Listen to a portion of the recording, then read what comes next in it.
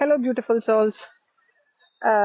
ஏன் நான் inner work பண்ணியும் என்னோட ட்வின் ஃபிளேம் என்கிட்ட வரல, என்னோட டிவைன் மாஸ்குலின் என்கிட்ட வரல அப்படிங்கிற ஒரு கேள்வி நிறைய வாட்டி நம்ம மனசுல வரும். நிறைய பேருக்கு அந்த ஒரு ரீசன்னாலே அந்த இன்னர் ஒர்க்ல இருக்கிற இன்ட்ரெஸ்ட் போயிடும். And again they struggle to keep it. நம்ம மனசுல நிறைய வீடியோஸ் பார்த்திருப்போம். லைக் 3 months இல்ல 6 monthsல ஒரு வாட்டியாவது they will come in contact with you, அப்புறம் திரும்ப போயிடுவாங்க அப்படின்லாம் சொல்லியிருப்பாங்க. ஸோ நம்ம இப்போ ஒரு 3 months 6 months வரைக்கும் நம்மளும் எப்படியாவது வெயிட் பண்ணுவோம். we will start working, we feel that we are happy within ourselves.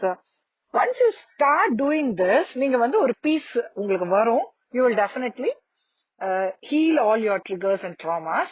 ஆனாலும் உங்களுக்குள்ள பாஸ்ட் லைஃப் ட்ராமாஸோ இல்ல டெய்லி பேசிஸ்ல நடக்கிற ட்ரிகர்ஸ்னாலயோ எல்லாம் உங்களுக்கு சின்ன சின்ன பிரச்சனைகள் வந்துகிட்டே இருக்கும்.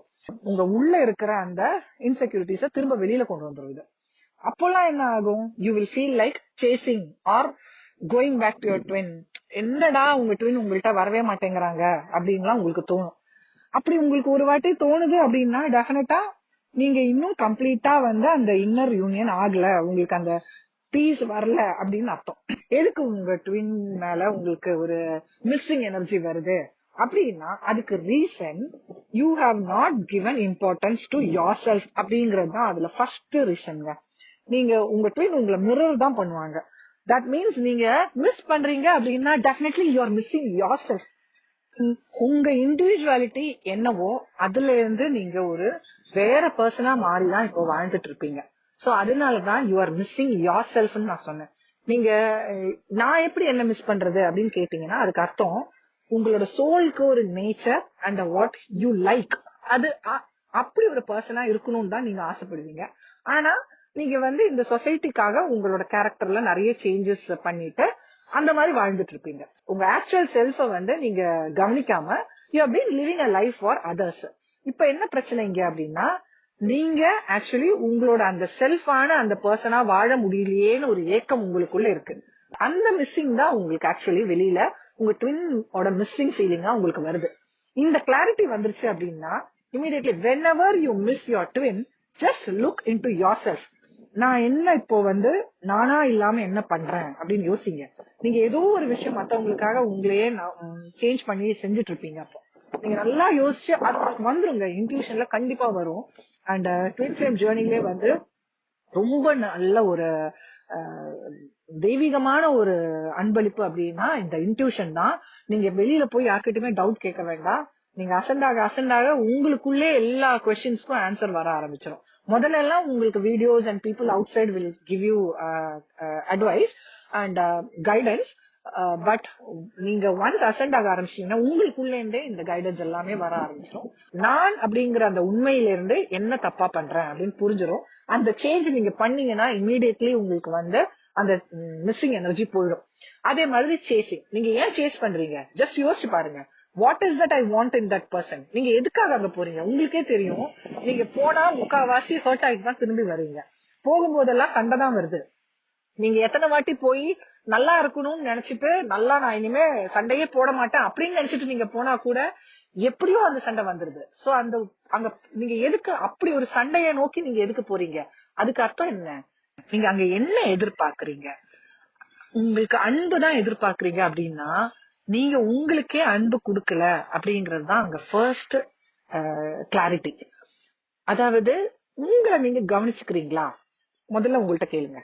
நீங்க உங்க ட்வின் உங்களை கவனிக்கலன்னு உங்களுக்கு தோணுதா அப்படின்னா அதுக்கு அர்த்தம் நீங்க உங்களை கவனிச்சுக்கல அப்படிங்கறது. they are just mirroring youன்னு சொன்னேன்.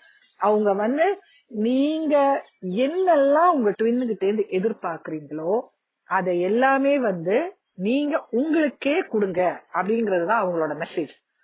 அப்போ நீங்க ட்வின் கிட்ட இருந்து எதிர்பார்த்தது எல்லாம் நீங்க உங்களுக்கே கொடுக்க ஆரம்பிச்சிட்டீங்க அப்படின்னா you will feel contented with your self.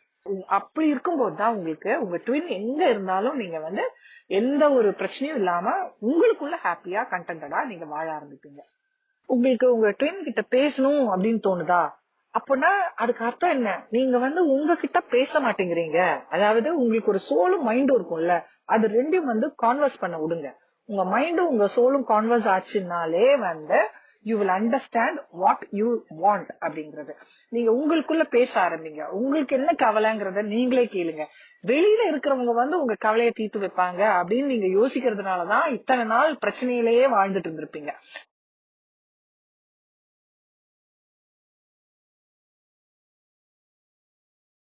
எதிர்பார்க்கிறீங்களோ அது எல்லாத்தையுமே நீங்க வந்து உங்களுக்கு கொடுங்க.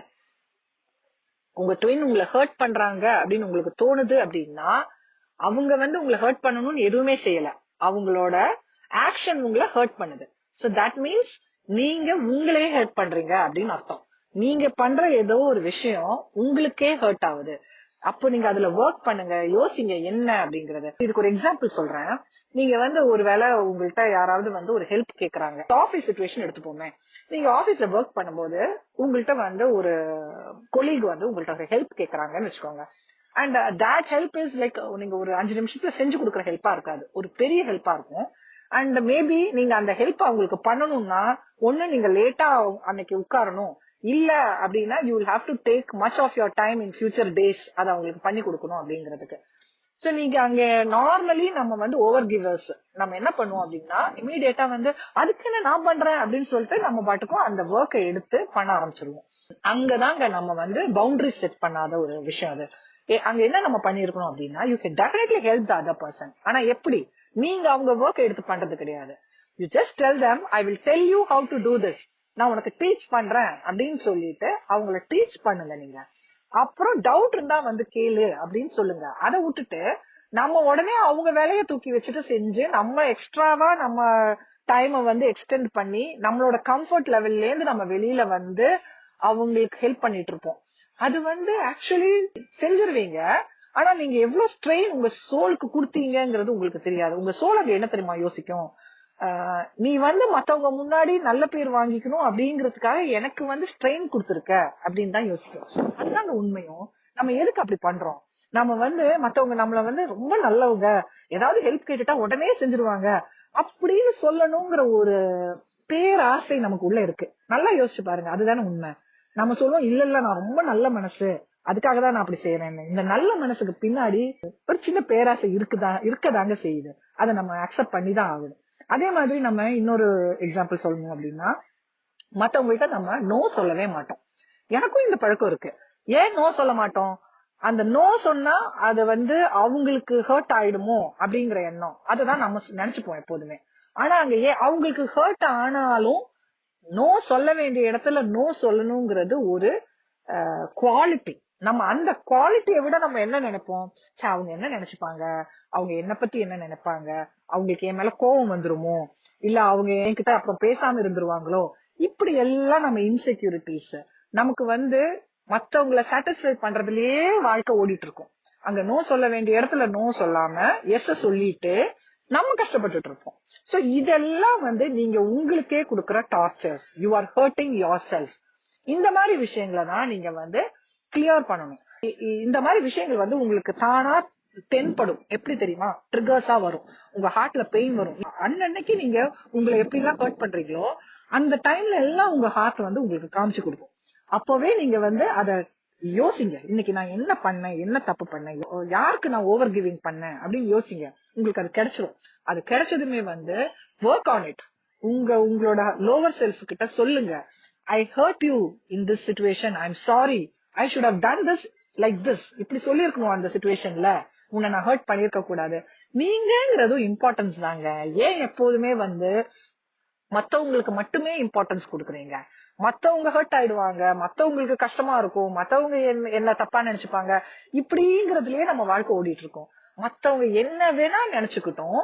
ஆனா நீங்க வந்து உங்களோட இண்டிவிஜுவாலிட்டியை விட்டு கொடுத்து எதுவுமே பண்ணாதீங்க. அதுக்காக நான் வந்து நீங்க ரொம்ப செல்ஃபிஷா உங்க விஷயத்த மட்டுமே பண்ணிட்டு இருக்கணும், மத்தவங்களுக்கு ஹெல்ப் பண்ணக்கூடாது அப்படின்னு சொல்லலைங்க. அந்த கிளியர் பவுண்டரி செட் பண்ணுங்க அப்படின்னு தான் சொல்றேன். அதாவது நீங்க கிவிங்க்கும் ஓவர் கிவிங்க்கும் உள்ள வித்தியாசம், அந்த பவுண்டரிய கரெக்டா செட் பண்ணுங்க. கண்டிப்பா you should be a giver. அதுதான் உங்களோட சோல் பர்பஸே. நீங்க மத்தவங்களுக்கு கொடுக்கணும், ஆனா ஓவர் கிவிங் கிடையாது. மத்தவங்க கேட்டாங்க அப்படின்னா மட்டும் ஹெல்ப் பண்ணுங்க. எனக்கெல்லாம் ஒரு கெட்ட பழக்கம் இருக்கு. ஒரு சிச்சுவேஷனை பார்த்த உடனே அங்க இந்த தேவை இருக்கு அப்படிங்கும் போது தேவையில்லாம மூக்க அங்க நுழைச்சிட்டு நானா போய் அவங்களுக்கு ஹெல்ப் பண்ணுவேன். அது தேவை இல்லைங்க. Why? Because people will not value when you give it without a necessity. அவங்களுக்கு அது தேவைங்கிற டைம்ல மட்டும் நீங்க கொடுத்தீங்க அப்படின்னா, அதுவும் அவங்க கேட்கும் போது மட்டும் கொடுத்தீங்க அப்படின்னா அங்க வேல்யூ இருக்கும். அப்படி இல்ல, நீங்க வந்து அவங்க கேட்காத போதே போயிட்டு நீங்களா வாலண்டியரிங்கா ஒரு விஷயம் அவங்களுக்கு பண்றீங்க அப்படின்னா என்ன ஆகும்னா, நாளைக்கு அதுல ஒரு பிரச்சனை வந்தாலும் அவங்க சொல்லுவாங்க, நான் ஒழுங்கா பண்ணிட்டு தான் இருந்தேன், நீதான் வந்து எனக்கு அத தேவையில்லாம அங்க இன்வால்வ் ஆகி இதை பண்ணிட்ட அப்படின்னு ஈஸியா சொல்லிடுவாங்க. அப்போதான் உங்களுக்கு டக்குன்னு ஒரு கொட்டு கொடுத்த மாதிரி இருக்கும். நான் வந்து இவ்வளவு ஒரு உண்மையா உங்களை ஹெல்ப் பண்ணுங்கிறதுக்காக வந்து செஞ்சிருக்கேன், ஆனா நீங்க இப்படி என்ன கேவலப்படுத்திட்டீங்களே அப்படின்னு நமக்கு அப்ப தோணும். அதுதாங்க உங்க சோல் உங்கள்கிட்ட சொல்லிட்டே இருக்கு, தேவையில்லாம போயிட்டு யாருக்குமே எந்த ஹெல்ப்பையுமே பண்ணாத. அவங்க வந்து உங்கள்கிட்ட கேட்கட்டும், நான் வந்து இப்படி ஸ்டக் ஆயிட்டேன் இந்த சிச்சுவேஷன்ல, இந்த problem, can you do this for me? டெஃபினட்டா பண்ணுங்க. பண்ண முடிஞ்சா பண்ணுங்க, பண்ண முடியாட்டி பண்ண முடியல இந்த ரீசன்னாலங்கிறதையும் சொல்லுங்க. அதே மாதிரி உங்க சைட்ல இருந்து கொடுக்க வேண்டிய ஹெல்ப் மட்டும் கொடுங்க, ஃபுல்லாவே நீங்க எடுத்துக்கிட்டு செஞ்சிடாதீங்க. எல்லாத்துலயுமே வந்து அந்த பவுண்டரி செட் பண்ணும். இந்த மாதிரி விஷயங்கள் எல்லாம் வந்து நீங்க உங்களை ஹர்ட் பண்ற விஷயங்கள். சோ இதெல்லாம் நீங்க கிளியர் பண்ணீங்க அப்படின்னா உங்க ட்வின் அதுக்கப்புறம் உங்களை ஹர்ட்டே பண்ண மாட்டாங்க. நீங்க ட்ரை பண்ணி பாருங்களேன், நான் இதெல்லாம் வந்து சொல்றது உண்மையா இல்லையான்னு. அதே மாதிரி ஃபர்ஸ்ட் வந்து நம்ம ட்வின் கிட்ட இருந்து வர்ற ஒரு பிரச்சனை வந்து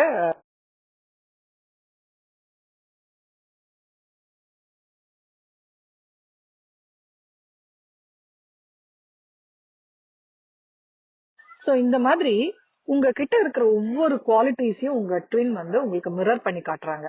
சோ நீங்க எப்பெல்லாம் உங்களுக்கு உங்க ட்வின்னை சேஸ் பண்ணணும், உங்க ட்வின் கிட்ட பேசணும், உங்க ட்வின்னை மிஸ் பண்றீங்க அப்படிங்கிற தாட்ஸ், உங்க ட்வின்னை பத்தி நீங்க என்னெல்லாம் யோசிக்கிறீங்களோ அது எல்லாமே immediately right in a book and think, what is that I am doing to my self in this அப்படிங்கறத யோசிங்க. யோசிச்சு கண்டுபிடிச்சு அங்க ஒர்க் பண்ணுங்க. ஒர்க் பண்ணிட்டீங்கன்னா அதுக்கப்புறம் உங்களுக்கு அந்த அந்த ஒரு ஃபீலிங் வந்து உங்க ட்வின் கிட்ட வராது.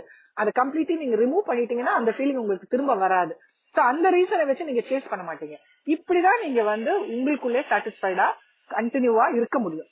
இந்த மாதிரி வந்துருச்சு அப்படின்னா definitely you will come to the inner union. இதுதாங்க மிரரிங். ஆக்சுவலி இந்த ட்வின் ஃபிளேம்ஸ்ல வந்து மிரரிங் தான் ரொம்ப இம்பார்ட்டன்டான விஷயம். இந்த மிரரிங்ல இருந்து நம்ம கத்துக்கிட்டு நம்ம லைஃபை சேஞ்ச் பண்ணிக்கிட்டோம் அப்படின்னா the union will happen soon. So ஓரளவு இந்த மிரரிங் பத்தி புரிஞ்சிருக்கும்னு நினைக்கிறேன். And again if you have doubts please ask me. ஏன்னா நான் வந்து சும்மா கேஷுவலா அப்படி நடந்துட்டு இருக்கும்போது என் மைண்ட்ல வர்றதுதான் பேசுவேன். சம்டைம்ஸ் சில பாயிண்ட்ஸ் நான் வந்து மிஸ் பண்ணிருக்கலாம். உங்களுக்கு ஏதாவது பாயிண்ட் நான் மிஸ் பண்ணிட்டேன் இல்ல ஏதாவது பத்தி கேட்கணும் அப்படின்னா டெஃபினட்டா கேளுங்க. என்னோட இமெயில் ஐடி நான் கொடுத்துருக்கேன். உங்களுக்கு டவுட்ஸ் ஏதாவது இருந்தா you can write in that also. Okay guys, thank you for வாட்சிங். Take care, by.